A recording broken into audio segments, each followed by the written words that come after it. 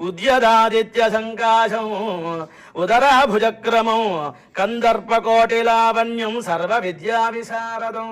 సుందరుడండి ఆయన, అందుకనే కందర్పకోటి అంటే కోటి మంది మన్మధులు ఎలా అయితే ఉంటారో అటువంటి ఆకారం కలిగినటువంటి ఆయన. సర్వ విద్యా విశారదం, సర్వ విద్యలు కూడా నవవ్యాకరణ పండితులు బృహస్పతి వారి దగ్గర చదువుకున్నారు. సూర్య దేవత సవితా దేవత అంటారు. అంటే ఉదయించే సమయంలో ఉదయాద్రి అని, అస్తమించే సమయంలో అస్తమాద్రిని అంటారు. ఆ యొక్క పర్వతాల మీద అటుకాలు ఇటుకాలు పెట్టి సూర్య భగవానుడి దగ్గర ఈ యొక్క నవ వ్యాకరణములు కూడా చదువుకున్నారు.